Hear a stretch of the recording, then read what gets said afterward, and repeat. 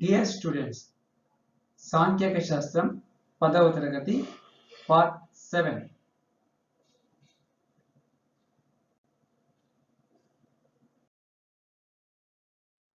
ఈ వీడియోలో మనము సంచిత పౌనపున్యముల రేఖాచిత్రముల గురించి తెలుసుకుందాం.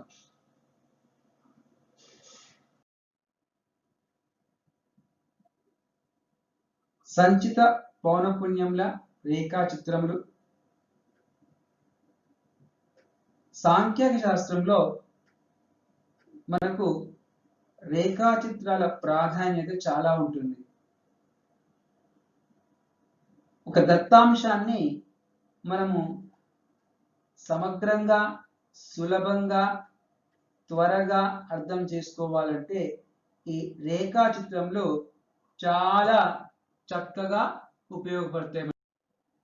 క్రింది తరగతుల్లో మనము సోపాన చిత్రము, పౌనపున్య బహుభుజి, పౌనపున్య వక్రము వీటిని మనము గీయడం తెలుసుకున్నాం. ఈ తరగతిలో సంచిత పౌనపున్యముల వక్రములు ఎలా గీయాలో తెలుసుకుందాం.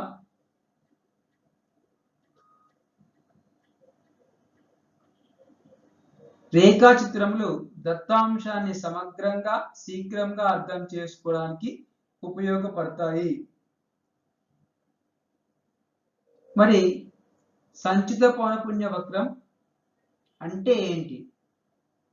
ఒక వర్గీకృత పౌనపున్య విభాజనం నందలి దిగువ లేదా ఎగువ హద్దులను సంచిత పౌనపున్యములకు గీయు సున్నిత వక్రమును సంచిత పౌనపున్య వక్రము లేక ఓజీవ్ వక్రము అంటాం. మనకు సాంఖ్యక శాస్త్రంలో దత్తాంశము నుండి మనము వర్గీకృత పౌనపున్య పట్టిక రాసిన తర్వాత ఆ తరగతి అంతరములకు సంబంధించి దిగువ లేదా ఎగువ హద్దును రాసుకొని వాటికి సంబంధించిన సంచిత పౌనపున్యంతో ఏర్పడే బిందువుల్ని రాసుకొని వాటిని కలుపుతూ గీసేటటువంటి సున్నితమైన వక్రాన్నే సంచిత పౌనపున్య వక్రము, క్యుములేటివ్ ఫ్రీక్వెన్సీ కర్వ్ లేదా దీనికి మరొక పేరు ఓజీవ్ వక్రం అని కూడా అనవచ్చు. మరి ఈ సంచిత పౌనపున్యముల రేఖాచిత్రముల ద్వారా మనకు ఏ విధమైన ఉపయోగం ఉంటుంది? ఒక అవిచ్ఛిన్న శ్రేణి యొక్క సంచిత పౌనపున్య వక్రం నుండి దత్తాంశములోని ఏదైనా ఒక హద్దు వరకు లేదా ఒక హద్దు నుండి దత్తాంశం చివరి వరకు ఎన్ని రాశులు కలవో తెలుసుకొనవచ్చు.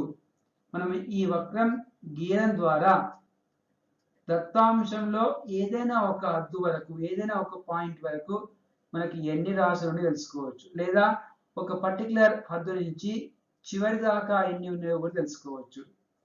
ఇది దీనివల్ల మనకు ఉపయోగం. మరి ఇవి రెండు రకాలుగా ఉంటాయి.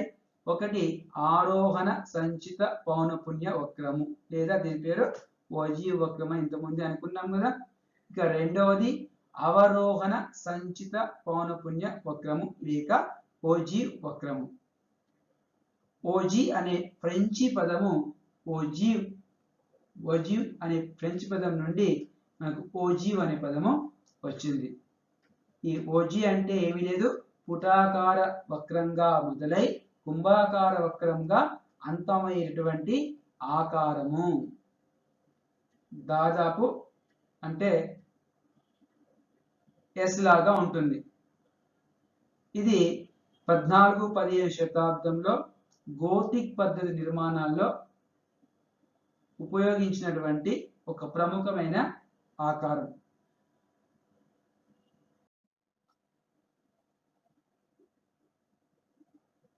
ఆరోహణ సంచిత పౌనపున్య వక్రము లేదా ఓజీవ్ వక్రం. ఇప్పుడే మనం అనుకున్నాం కదా, సంచిత పౌనపున్య వక్రాలు రెండు రకాలుగా ఉంటాయి. ఒకటి ఆరోహణ, రెండోది అవరోహణ. మరి ఆరోహణ సంచిత పౌనపున్య వక్రం అంటే ఏంటో ఇప్పుడు చూద్దాం. ఒక దత్తాంశం యొక్క ఎగువ హద్దులను x అక్షంపై వాటికి చెందిన ఆరోహణ సంచిత పౌనపున్యాలను y అక్షంపై గుర్తించి వీటితో ఏర్పడే బిందువులను గ్రాఫ్ తలంపై గుర్తించి సరళ వక్రంతో కలపగా ఏర్పడే వక్రంను ఆరోహణ సంచిత పౌనపున్య వక్రము లేక ఓజీవ్ వక్రము అని అంటాం. ఒక దత్తాంశంలో ఎగువ హద్దులనేమో x అక్షం పైన తీసుకోవాలి, వాటికి చెందిన ఆరోహణ సంచిత పౌనపున్యాలనేమో y అక్షం మీద గుర్తించాలి. ఈ రెండింటితో ఏర్పడే బిందువుల్ని మనము గ్రాఫ్ మీద సరళ వక్రంతో కలిపినట్లయితే ఏర్పడే వక్రాన్ని మనము ఆరోహణ సంచిత పౌనపున్య వక్రము అని అంటాం. మనకు చూడవచ్చు పటాన్ని. ఇది x అక్షము, ఇది y అక్షము. x అక్షం మీద ఎగువ హద్దులు రాసుకుంటాం, y అక్షం మీద ఆరోహణ సంచిత పౌనపున్యం. మనకు ఆరోహణ సంచిత పౌనపున్యాన్ని ఏ విధంగా అనుకోవాలో క్రింది వీడియోలో తెలుసుకోవడం జరిగింది కదా. సో వీటిని మనకి ఇచ్చిన దత్తాంశం ప్రకారము ఈ హద్దుకు సంబంధించిన ఆరోహణ సంచిత పౌనపున్యాన్ని తీసుకొని బిందువుల్ని గుర్తించి ఈ బిందువుల్ని కలుపుతూ ఒక సున్నిత వక్రాన్ని కనుక మనం గీసినట్లయితే అది ఈ విధంగా వస్తుంది. దీన్నే మనము ఆరోహణ సంచిత పౌనపున్య వక్రము అని అంటాం. ఇక రెండవది అవరోహణ సంచిత పౌనపున్య వక్రము లేదా ఓజీవ్ వక్రము. ఒక దత్తాంశం యొక్క దిగువ హద్దులను x అక్షంపై వాటికి చెందిన అవరోహణ సంచిత పౌనపున్యాలను y అక్షంపై గుర్తించి వీటితో ఏర్పడే బిందువులను గ్రాఫ్ తలంపై గుర్తించి సరళ వక్రంతో కలపగా ఏర్పడే వక్రమును అవరోహణ సంచిత పౌనపున్య వక్రము. అవరోహణ సంచిత పౌనపున్య వక్రాన్ని గీయడానికి x అక్షం పైన ఆ దత్తాంశానికి చెందిన దిగువ హద్దులు తీసుకుంటాం, y అక్షం పైన అవరోహణ సంచిత పౌనపున్యాన్ని తీసుకుంటాం. ఈ రెండింటిని బిందువులుగా ఏర్పరిచి ఆ బిందువుల్ని మనం కలుపుతూ ఒక వక్రాన్ని గీసినట్లయితే అది అవరోహణ సంచిత పౌనపున్య వక్రము అవుతుంది. దీన్ని మనము పటం రూపంలో చూస్తే ఈ విధంగా ఉంటుంది. ఇది x అక్షము, y అక్షము. x అక్షం మీద మనం దిగువ హద్దులు తీసుకుంటాం, y అక్షం మీద అవరోహణ సంచిత పౌనపున్యాన్ని గుర్తిస్తాం. ఈ రెండింటికి మనం పట్టిక ప్రకారం బిందువుల్ని గుర్తించి ఆ బిందువుని కలుపుతూ ఒక వక్రాన్ని గీస్తే అది ఈ పటంలో చూపిన విధంగా వస్తుంది. సో దీన్నే మనము అవరోహణ సంచిత పౌనపున్య వక్రము లేదా ఓజీవ్ వక్రము అని అంటాం.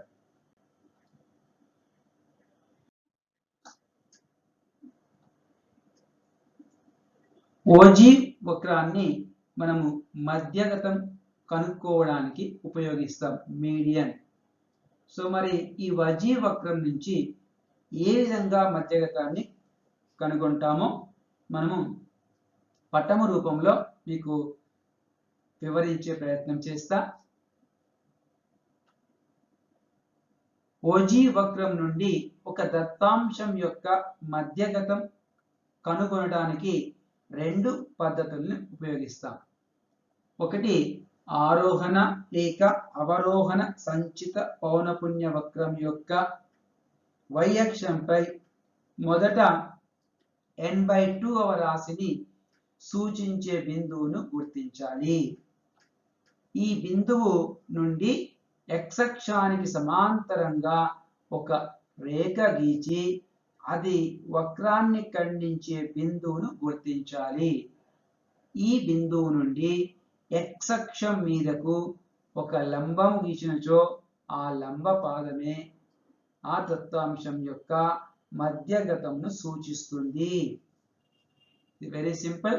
మనము ఆరోహణ లేక అవరోహణ ఏదో ఒక వక్రాన్ని మనం గీసినప్పుడు ముందుగా మనం ఏం చేయాలంటే n/2 దత్తాంశం నుంచి n/2 విలువ కనుక్కోవాలి.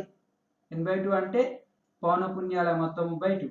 ఆ విలువ ఎంత వస్తుందో ఆ విలువని y అక్షం మీద గుర్తించాలి. ముందుగా ఆ y అక్షం మీద గుర్తించిన విలువ నుంచి మనం సమాంతరంగా దీనికి x అక్షానికి సమాంతరంగా వక్రాన్ని ఖండించే విధంగా మనం ఒక రేఖను గీస్తే ఆ వక్రాన్ని ఖండించే బిందువు నుండి మరలా మనం x అక్షం మీదకి ఒక లంబాన్ని గీసినప్పుడు ఆ లంబ పాదమే ఆ దత్తాంశం యొక్క మధ్యగతాన్ని సూచిస్తుంది.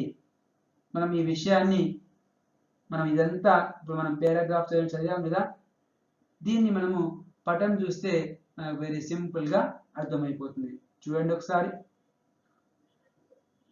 ఇక్కడ ఇది x అక్షం, ఇది y అక్షం. ఇక మనము ఈ పటంలో ఆరోహణ సంచిత పౌనఃపున్య వక్రాన్ని గీయడం జరిగింది. అవరోహణ కూడా సేమ్ ఇదే విధంగా ఉంటుంది. ముందుగా మనం ఏం చేయాలంటే n/2 కనుక్కోవాలి. ఉదాహరణకి ఇక్కడ మనం కొన్ని బిందువులు గుర్తించాము. ఇవి హద్దుల్లాగా తీసుకున్నాం, ఇవి సంచిత పౌనఃపున్యాలు తీసుకున్నాం. ఇక్కడ ఈ n/2 విలువ ఈ 30కి 40కి మధ్యలో గుర్తించాం అనుకోండి. సో దీని నుంచి మనం చక్కగా ఈ గ్రాఫ్ ఈ సంచిత పౌనఃపున్య వక్రాన్ని కలిసే విధంగా x అక్షానికి సమాంతరంగా ఒక రేఖను గీయాలి. ఈ రేఖ ఇక్కడ ఖండించింది కదా, ఈ ఖండన బిందువు నుంచి మళ్ళా x అక్షానికి ఒక లంబ రేఖను గీస్తే ఈ లంబ పాదం ఏదైతే ఉందో ఉదాహరణకి 66.4 దగ్గర ఖండించింది. సో ఈ విలువనే ఈ దత్తాంశం యొక్క మధ్యగతం అవుతుంది. చూసారా ఎంత సింపుల్ గా ఉందో.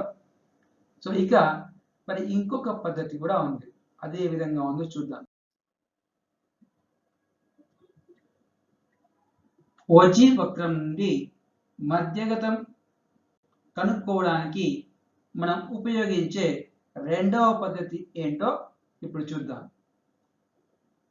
ఇచ్చిన దత్తాంశం యొక్క ఆరోహణ లేదా అవరోహణ సంచిత పౌనఃపున్య వక్రములను నిర్మించి ఆ రెండు ఓజీ వక్రముల ఖండన బిందువు నుండి x అక్షం మీదకు ఒక లంబమును గీచినచో ఆ లంబ పాదము దత్తాంశం యొక్క మధ్యగతమును సూచిస్తుంది. చూడండి, మనం ఇంతకు ముందు పద్ధతిలో ఏదో ఒక వక్రాన్ని మనం గీసాం. ఆరోహణ లేదా అవరోహణ సంచిత పౌనఃపున్య వక్రాన్ని గీసి దాని నుండి మధ్యగతాన్ని కనుక్కోవడం జరిగింది.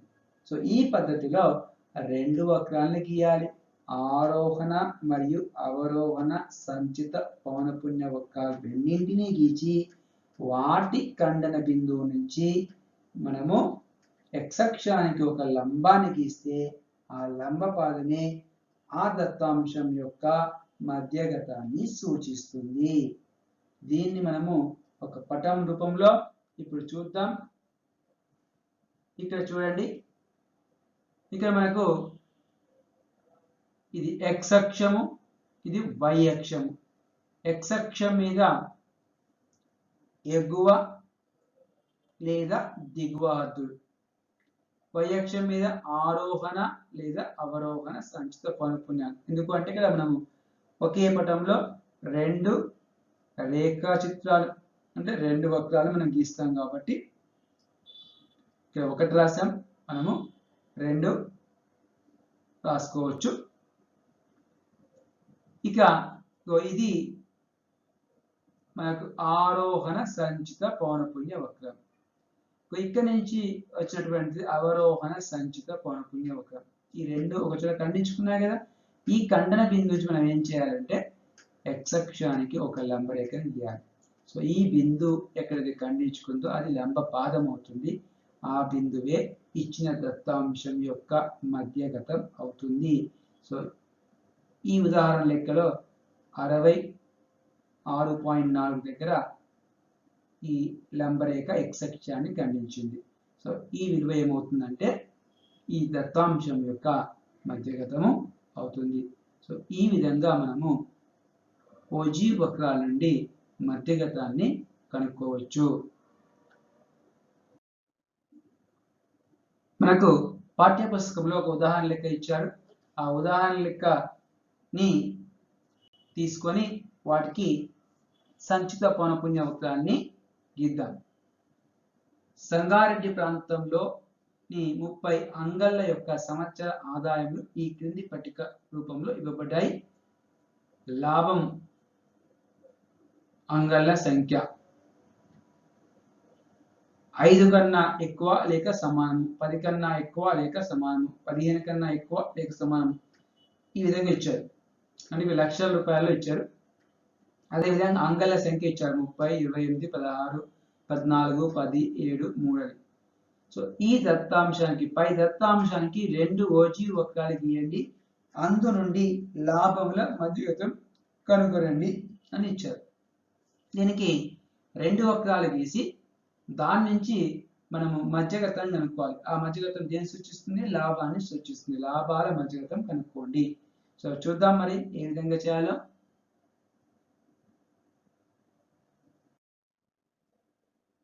ఇక ఈ సమస్యకు సాధన చూద్దాం. దత్తాంశంలో ఇవ్వబడిన విలువలు మనకు తరగతి యంత్రాలు కావు, అవి దిగువ హద్దులు మరియు పౌనపున్యాలు ఏమో అవరోహణ సంచిత పౌనపున్యాలు. సో మొదటగా ఇచ్చిన దత్తాంశం నుంచి తరగతి అంతరాలు, పౌనపున్యాలు, ఎగువ హద్దులు, ఆరోహణ సంచిత పౌనపున్యాలతో పట్టిక తయారు చేసుకొని ఆరోహణ సంచిత పౌనపున్య వక్రాన్ని, తర్వాత దిగువ హద్దులు, అవరోహణ సంచిత పౌనపున్యంతో పట్టిక తయారు చేసుకొని అవరోహణ సంచిత పౌనపున్య వక్రాన్ని గ్రాఫ్ మీద గీసి ఆ 2 వక్రాల ఖండన బిందువు గుర్తించి మనము మధ్యగతాన్ని కనుక్కోవాలి. ముందుగా అవరోహణ కానీ ఆరోహణ కానీ ఏదైనా తీసుకోవచ్చు. ఇక్కడ మనము అవరోహణ సంచిత పౌనపున్య పట్టికను తయారు చేద్దాం. తరగతి అంతరాలు 5 నుంచి 10, 10 నుంచి 15. అంటే మనము ఇచ్చిన సమస్యను గమనిస్తే 5 కన్నా ఎక్కువ లేక సమానం, 10 కన్నా ఎక్కువ లేక సమానం, 15 కన్నా ఎక్కువ లేక ఇట్లా ఇచ్చారు. అంటే 5 కానించి మొదలవుతుంది, 5 నుంచి 10, మళ్ళీ 10 నుంచి 15. ఈ విధంగా మనము తరగతి అంతరాలను రాసుకోవాలి. ఇక సంచిత పౌనపున్యం 30, 28, 16 ఈ విధంగా ఇచ్చారు. సో అది డైరెక్ట్ రాసుకున్నాం. వీటి యొక్క దిగువద్దులు ఏమవుతాయి? ఈ తరగతి అంతరాల్లో ఎడమ వైపు ఉన్నాయన్నీ కూడా దిగువ హద్దులు. ఇక్కడ మనకి ఇవి మినహాయింపు తరగతులు కాబట్టి ఇవి ఏమున్నాయో అవే విలువలు దిగువ హద్దులు రాసుకుంటాం. 5, 10, 15, 20, 25, 30, 35 అనేది. తర్వాత ఈ పౌనపున్యం కూడా రాసుకున్నాం. పౌనపున్యం ఏ విధంగా రాసుకుంటాము? మనకు పౌనపున్యంతో ఏం అవసరం ఉంటుంది అంటే, మనకు ఇక్కడ ఒక్కోసారి ఒకే వక్రం గీయాల్సి వచ్చినప్పుడు మనం పౌనపున్యాల మొత్తాన్ని కనుక్కొని దాన్ని n/2 విలువ కనుక్కొని చేస్తాం. సో ఇక్కడ 2 గీస్తున్నాం కాబట్టి దాంతో అంతగా అవసరం ఉండదు. ఆయన రాద్దాం. ఇది ఎట్లా వస్తుంది అంటే, ఇక్కడ ఫస్ట్ ఇది అవరోహణ కాబట్టి కింద నుంచి చూద్దాం. 3, ఈ 4 ఎట్లా వచ్చింది? ఈ 7 నుంచి 3 తీసేయాలి. అలాగే 10 నుంచి 7 తీసేయాలి. మరి 14 నుంచి 10 తీసేయాలి. ఈ విలువలు వస్తాయి మనకు. సో 30 నుంచి 28 తీస్తే 2 వస్తుంది. 25 నుంచి 16 తీసేసి 12 వస్తుంది. ఈ విధంగా మనము పౌనపున్యాలు కనుక్కోవచ్చు. ఇక బిందువులు ఈ దిగువ హద్దుల్ని అవరోహణ సంచిత పౌనపున్యాలు రెండు కలిపి బిందువు తయారు చేసుకోవాలి. 5, 30, 10, 28.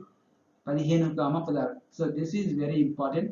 మనకు వన్స్ టేబుల్ గీయడం వచ్చిందంటే వక్రం చాలా సులభంగా గీయచ్చు. మనకు సింపుల్గా మనం గీయడానికి వీలవుతుంది కాబట్టి ముందు పట్టిక తయారు చేయడంలోనే మనము చాలా జాగ్రత్తగా తీసుకోవాలి విలువలు. ఇది అవరోహణ సంచిత పౌనఃపున్య పట్టిక. ఇక్కడ మనకు బిందువులు వచ్చాయి కదా, ఈ బిందువులను తీసుకొని గ్రాఫ్ మీద మనము గుర్తించి అవరోహణ సంచిత పౌనఃపున్య వక్రాన్ని గీద్దాం. గ్రాఫ్ పేపర్ తీసుకుందాం. ఇది x అక్షం అడ్డంగా ఉన్నది, ఇక దీనికి లంబంగా నిలువుగా ఉన్నది y అక్షం. మనకు ముందుగా పట్టికలో మనకు ఇంతకు ముందు కనుక్కున్న పట్టికలో బిందువులు ఏవైతే వచ్చాయో పక్కకు రాస్తున్నాం. ఇక్కడ 5, 30, 10, 28, 15, 16 విధంగా వచ్చాయి కదా. సో ఇక్కడ మనకు దిగువాదులు ఏమున్నాయి? 5, 10, 15 ఎక్కడ దాకా ఉన్నాయి? 35 దాకా ఉన్నాయి. సో పౌనఃపున్యాలు, సంచిత పౌనఃపున్యాలు కూడా 30 కన్నా ఎక్కువగా లేవు. సో వీటిని బట్టే మనము స్కేల్ను నిర్ణయించుకోవాలి. ఇక్కడ 35 వరకు ఉన్నాయి కాబట్టి మనం x అక్షం మీద ఒక్కొక్క సెంటీమీటర్కి 5 తీసుకోవచ్చు.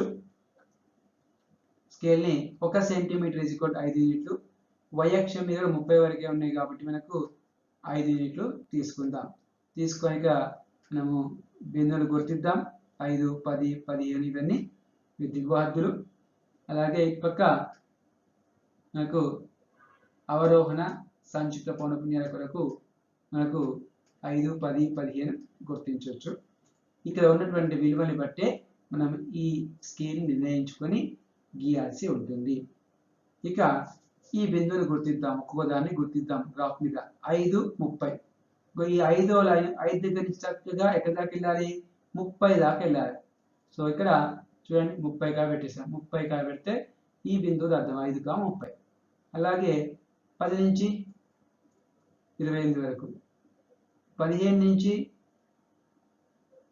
16. ఈ 15 లైన్ చక్కగా వెళ్తే ఎక్కడ దాకా తీయాలి? 16 వరకు. 16. అలాగే 20 నుంచి 14, 25 నుంచి 10, 30 నుంచి 7, 35 నుంచి 3. ఇట్లా బిందువులు మనం గుర్తించాలి జాగ్రత్తగా. ఈ గుర్తించిన తర్వాత ఈ బిందువుల్ని ఒక సున్నితమైన వక్రంతో ఇలా కలిపేస్తే, స్కేల్ పెట్టి గీయద్దు, ఫ్రీ హ్యాండ్ తోని మనము ఒక వక్రాన్ని గీస్తే అదే అవరోహణ సంచిత పౌనఃపున్య వక్రం అవుతుంది. చూద్దాం గీసి.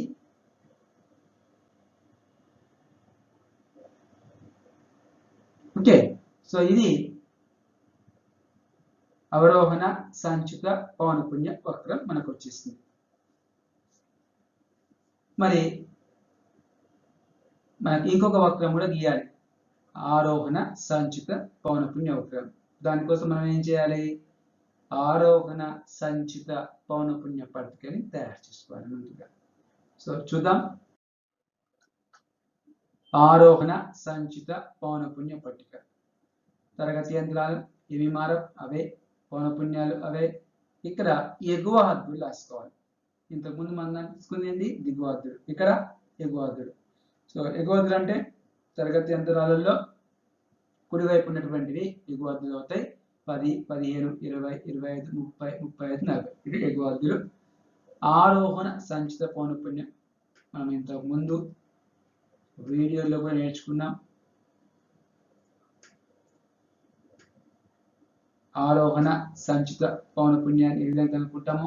2 + 12 14, 14కు మరి 2 కూడితే 16. ఈ విధంగా మనము చేస్తాం.